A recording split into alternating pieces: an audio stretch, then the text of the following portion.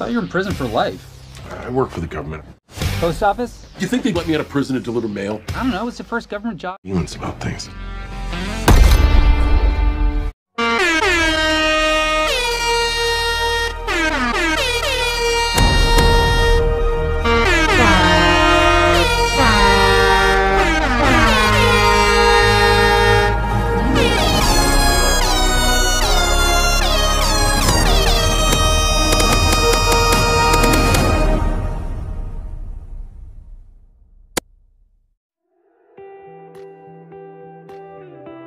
Halo korban calo kesayangan calo-calo di tempat birokrasi.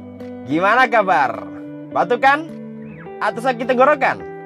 Pasti meriang kan? Hehehe, Omikron tuh. Gimana? PPKM aman?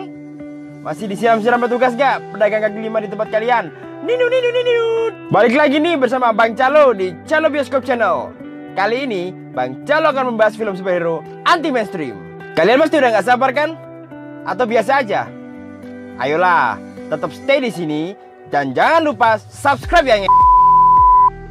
Yang udah subscribe, Bang Calo doain biar bisa lepas dari jeratan pinjaman online. Waduh. Kayaknya susah nih. Oke, tanpa banyak bacot, langsung kita masuk ke pembahasan film. Let's do it.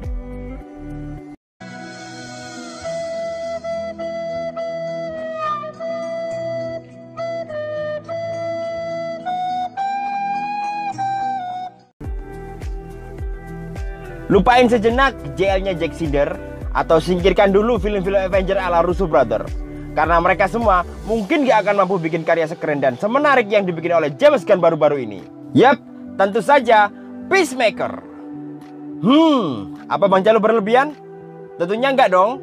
Selain karena karakter si Peacemaker alias Christopher Smith yang unik, alur ceritanya yang seru namun kocak, serta ratusan kata umpatan dengan adegan dewasa yang tentu nggak boleh ditonton anak di bawah umur.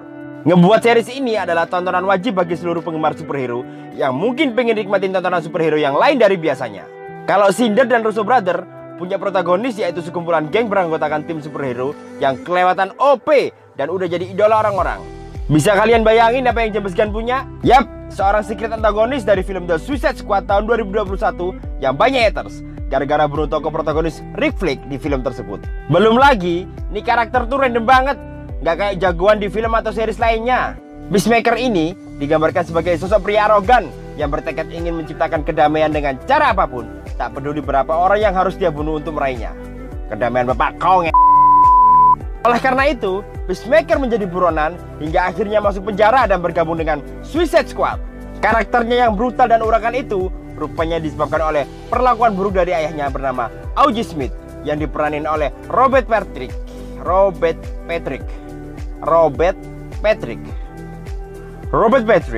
Bapaknya ini adalah seorang mantan tentara Amerika Serikat yang dikenal rasis dan licik.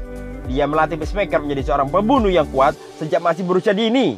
Di bawah pengaruh ayahnya, Christopher tumbuh menjadi sosok yang bertekad mewujudkan perdamaian dengan membunuh siapapun yang menghalangi jalannya, sehingga dia menamai dirinya Peacemaker.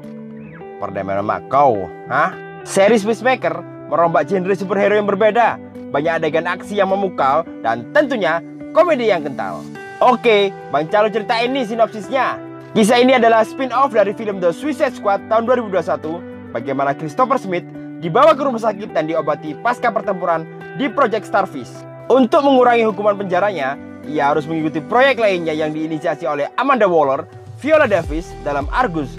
Kali ini, ia bertemu dengan karakter lain dalam sebuah proyek untuk membunuh alien yang bisa masuk ke tubuh manusia dalam Project Butterfly.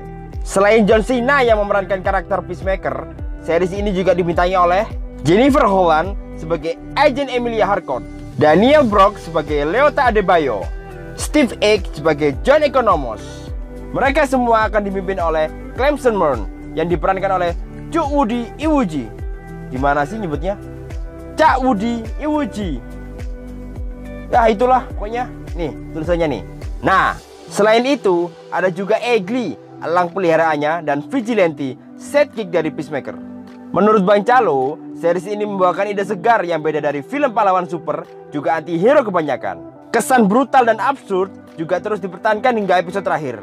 Keabsurdan series ini udah dapat kita nikmati di setiap episodenya, bahkan sejak opening. Kalau MCU selalu nampilin theme song opening yang keren juga ikonik di setiap film maupun seriesnya, maka inilah opening yang disuguhkan oleh James Gunn untuk series Peacemaker. Ya, Bang Calo tahu, itu mungkin opening film superhero terkonyol dan juga paling norak yang pernah kita lihat. Beda kayak reviewer lain yang muji-muji opening Peacemaker, katanya unik lah, terobosan baru lah, ngent lah. Jujur nih ya, Bang Calo selalu nge-skip tuh opening. Apalagi ketika baru nonton episode 1, rasanya kayak what? Kita bakal nonton opening di setiap episodenya. Tapi setelah opening absurd di episode pertama tersebut, kita baru paham tuh kenapa openingnya dibuat anti mainstream. Karena emang tingkah si Peacemaker yang juga gak wajar dibanding tokoh protagonis di film anti-hero sekalipun.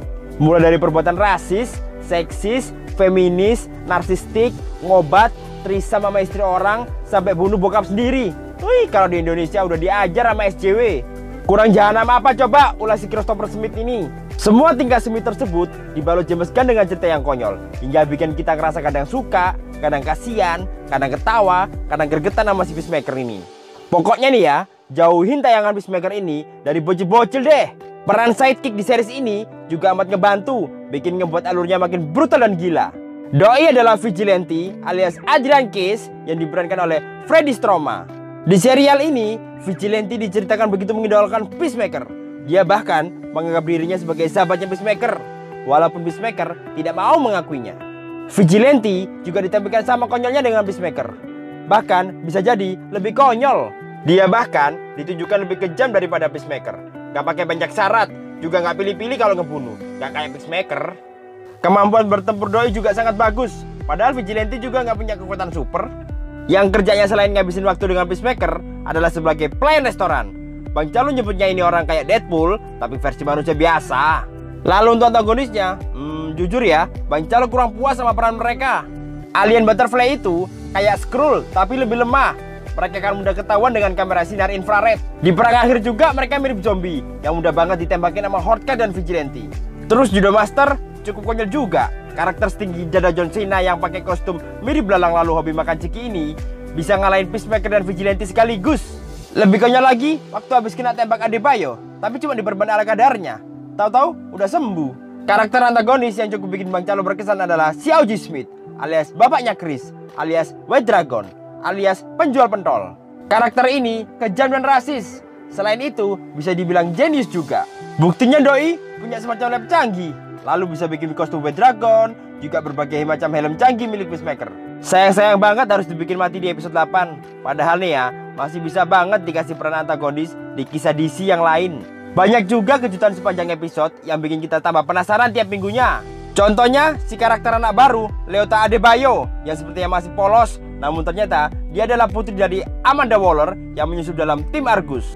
Kejutan juga terjadi ketika dikasih tahu kalau Clemson Murn adalah bagian dari Alien Butterfly yang membela manusia. Dan tentu saja yang paling penonton suka adalah ketika di episode terakhir saat Peacemaker dan timnya habis nyelesain misi, bak pahlawan kesiangan, para Justice League muncul. Gak semua sih dimunculin, cuma 4 orang, yaitu si Superman, Aquaman, Flash, dan Wonder Woman. Adegan lucu terjadi saat Peacemaker yang lagi ngegendong Horde yang lagi terluka jalan ngelewati para Justice League. Si Peacemaker lalu mengumpat dan neriakin mereka kalau mereka udah telat. Dan gak lupa, si Chris juga nyuruh Aquaman ngesek sama ikan lain. Anjing emang nih si Chris. Sumpah lucu banget. Oh iya, denger-denger sebenarnya Batman sama Cyborg juga muncul waktu adegan tersebut. Namun gak tahu kenapa dipotong hingga cuma munculin 4 anggota doang. Namun, kemunculan para cameo ini udah ngobatin rasa rindu penonton pasca kemunculan mereka terakhir di JL Snyder Cut. Overall nih ya, jujur Bang Calo demen banget sama ini series. Bang Calo pikir dulu si Deadpool udah paling koplak. Lah ini paling goblok ini. Bang Calo nggak sabar untuk nonton season keduanya. Dan yang belum nonton, buruan deh kalian nonton di HBO Max. Hah? Mana mungkin kalian nonton di HBO Max? Yang ada Indo XX1. Kan? Kalian korban Calo? Mana bisa langganan layanan streaming kayak gitu. Ya kan? Makan aja susah. Gimana mau langganan? Sekian dulu deh dari Bang Calo. Makasih udah nonton konten dari Calo Bioskop. Aduh, ngomong gini lagi. Jangan lupa like, komen, dan subscribe. Gitu terus. Bosen Bang Calo. Udahlah, gak perlu disuruh-suruh lagi. Otomatis lah pokoknya. Like, comment, subscribe otomatis harusnya. Nggak perlu disuruh-suruh lagi. Biar Bang Calo ini makin semangat bikin konten. Nih, kalau kalian mau bahas, request apapun, nih di komen ya, di bawah nih ya. Jangan lupa. Oke? Thank you Sobat Calo. Terima kasih. Matur nuwun.